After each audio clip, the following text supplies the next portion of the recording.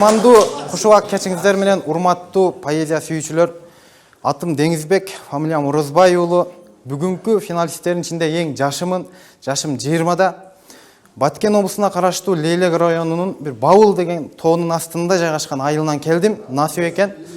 Анда эмесе сиздерди өзүмдүн поэзия дүйнөмө саякатка алып барып келсем. Алгач балалык кезде эстеп, балалык деген ырды жаздым эле. Ошону окуп берейин. Балалык. Жан дүйнөсүн баяу сезим коштогон, жалаң гана жарык нурду топтогон, балалык кез башкача бир дүйнө экен, бейиштин бир бакчасына окшогон. Аттинанда жазда укмуш жаңырчу, айланамда куштар ушчу, каз ушчу, аралашып асыл дүйнө койнунда, ар бир күнүм кызыктарга кабылчу.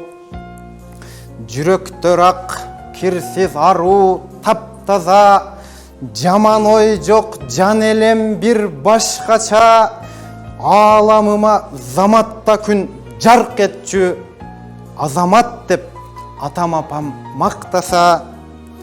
Орду бийик ата-энеме жөлөнүп, ортоңордо жатамын деп көшөрүп, узун түндө бейкуттукта уктачуум, ата-энемдин мээримине бөлөнүп. Азыр бирок кан удургуп тамырдан, асманымда түшчү болду чагылган, асыл үндүү куштар кетип тек гана, айланамда калды карга сагызган.